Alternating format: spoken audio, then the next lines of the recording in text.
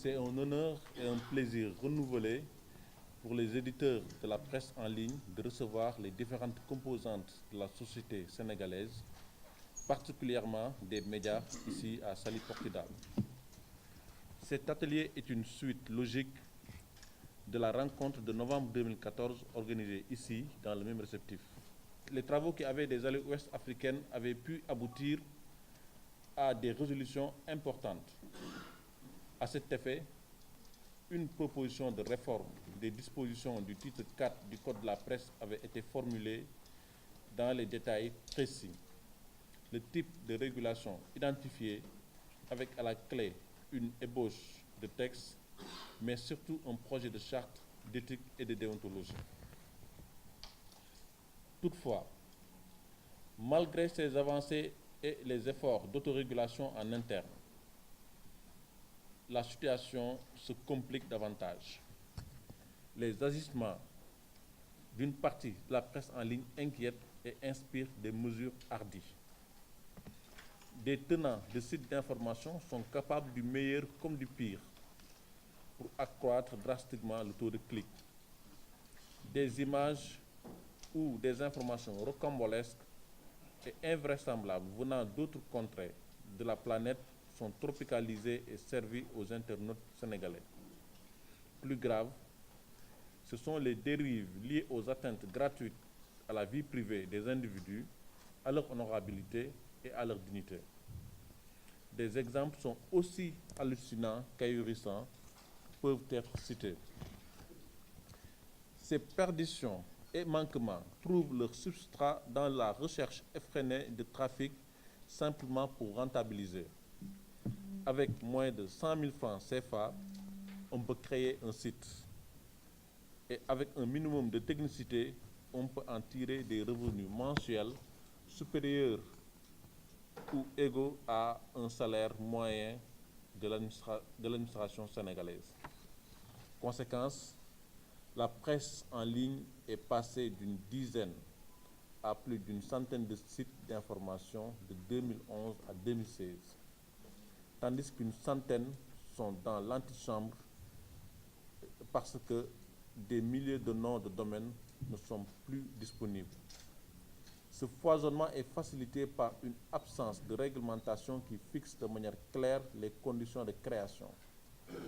Aujourd'hui, nous sommes tous concernés. Nous sommes tous responsables de ce grand bazar. L'État observe et laisse pourrir la situation, pendant que les professionnels des médias préfèrent les critiques et colibés. L'Association des éditeurs et professionnels de la presse en ligne est consciente de sa part de responsabilité.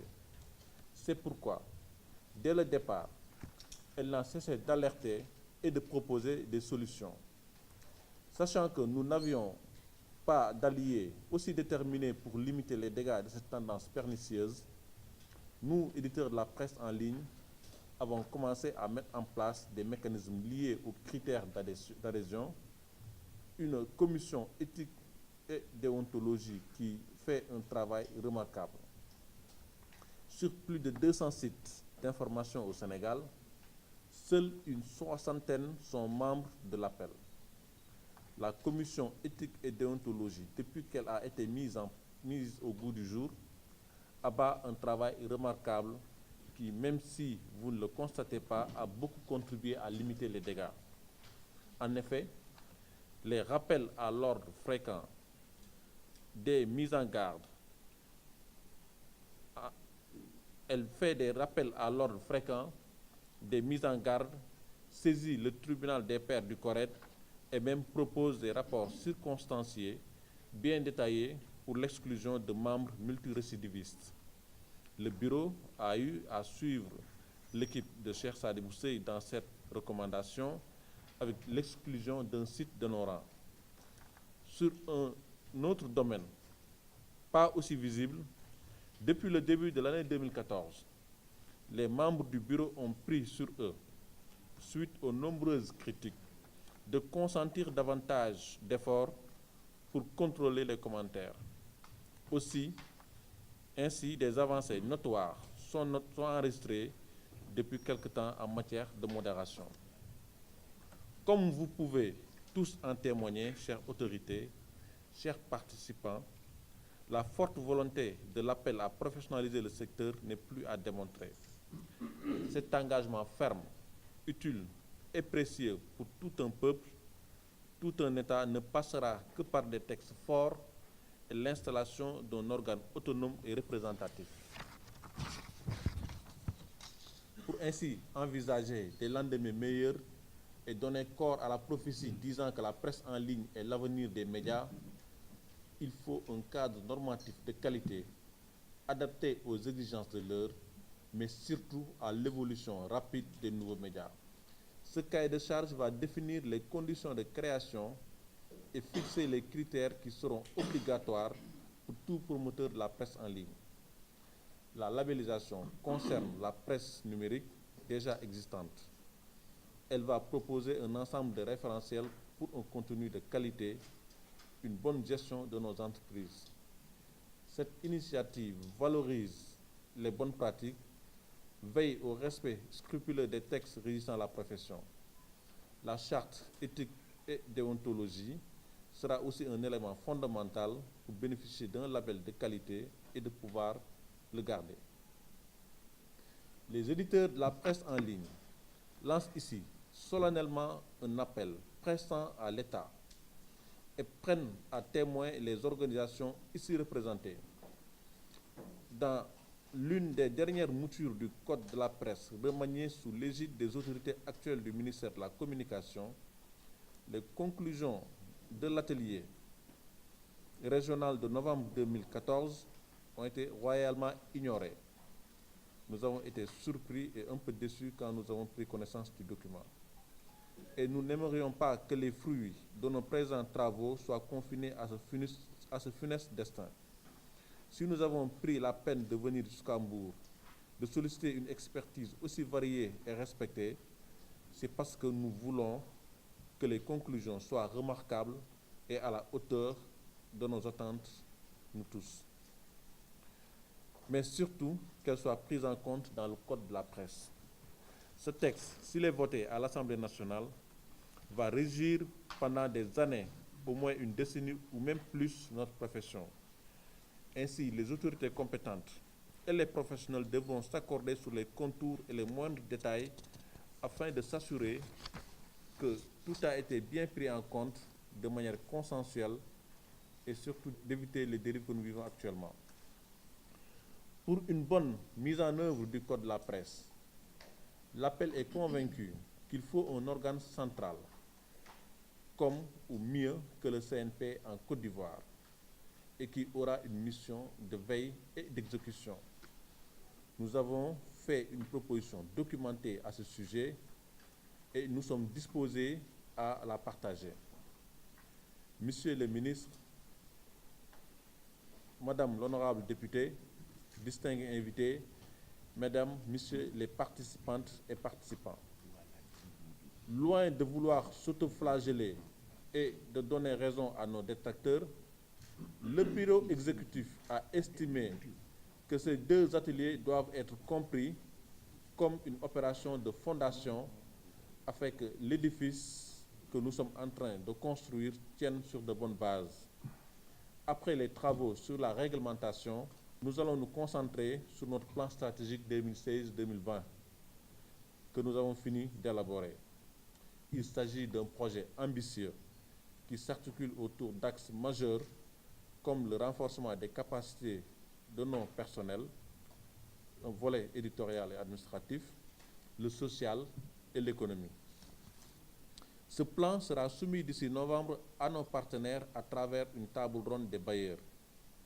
Par ailleurs, l'appel est dans le sillage de conforter la position de leadership du Sénégal en Afrique de l'Ouest. Après avoir aidé nos confrères du Mali et du Burkina Faso à s'organiser, elle est actuellement en train de travailler avec le réseau des professionnels de la presse en ligne de la Côte d'Ivoire pour un atelier ouest-africain sur l'harmonisation des textes. En discussion avec nos partenaires, cette rencontre régionale va se tenir avant la fin de l'année à Abidjan ou à Ouagadougou, ce qui permettra au niveau régional de doter nos pays d'un cadre normatif adapté aux ambitions d'une presse en ligne responsable et florissante.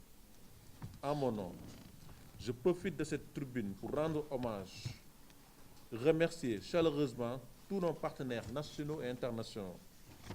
Depuis sa création, chaque fois que l'appel a mis sur la table un projet, ils nous accompagnent. Grâce à leur confiance, mais aussi à la crédibilité de notre association, les 2 bureaux successifs ont eu à dérouler des projets majeurs et à tenir régulièrement des activités. Je ne peux finir sans formuler des remerciements appuyés à l'État du Sénégal, à la présidence de la République, mais surtout à notre confrère, le ministre conseiller en communication du président de la République.